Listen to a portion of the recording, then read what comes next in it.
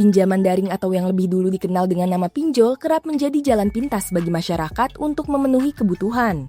Selama Januari hingga Agustus 2025, Otoritas Jasa Keuangan atau OJK mencatat nilai penyaluran pinjaman online dari vintage lending mengalami fluktuasi. Namun, nilai outstanding alias total utang pinjol di Indonesia terus mengalami peningkatan sepanjang 1 tahun terakhir ini. Per Maret 2026, angkanya menembus 101,03 triliun rupiah. Tak hanya itu, OJK juga mengungkapkan kredit macet pinjol justru didominasi oleh kelompok usia 19 hingga 24 tahun alias Gen Z. Angkanya mencapai 48,65% dari total pendanaan macet yang tercatat oleh otoritas.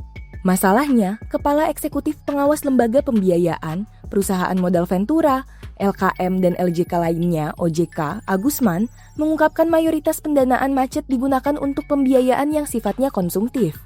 Tidak mengherankan, sebelumnya Institute for Development of Economics and Finance atau INDEF dalam risetnya menyebut anak muda menjadi daya tarik besar bagi perusahaan pinjol karena tingginya rata-rata pinjaman dan tren konsumtif mereka. Sementara itu, tingkat resiko kredit macet atau tingkat wan prestasi 90 hari pinjol per Maret 2026 sebesar 4,52% secara tahunan. Hal ini sejalan dengan meningkatnya aktivitas penggunaan pinjaman daring pada kelompok usia produktif, sehingga eksposur resiko relatif lebih tinggi dan memerlukan penguatan penilaian kemampuan bayar. Fenomena pinjol yang berakhir membebani masyarakat kecil pun menuai sorotan pemerintah. Menanggapi hal itu, Presiden Prabowo Subianto menjadikan Koperasi Desa atau Kelurahan Merah Putih sebagai solusinya. Prabowo mendorong Koperasi Desa atau Kelurahan Merah Putih untuk menyalurkan pembiayaan dengan bunga rendah sebesar 6% per tahun demi memperluas akses kredit murah bagi masyarakat desa.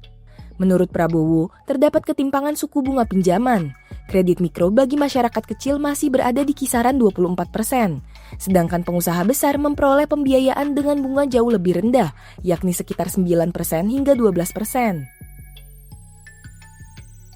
Itu adalah untuk menjadikan alternatif bagi masyarakat, supaya masyarakat tidak terjebak kepada praktik rentenir, pinjaman online, dan lain sebagainya, kata Ferry, Jakarta, Senin 30 Maret 2026.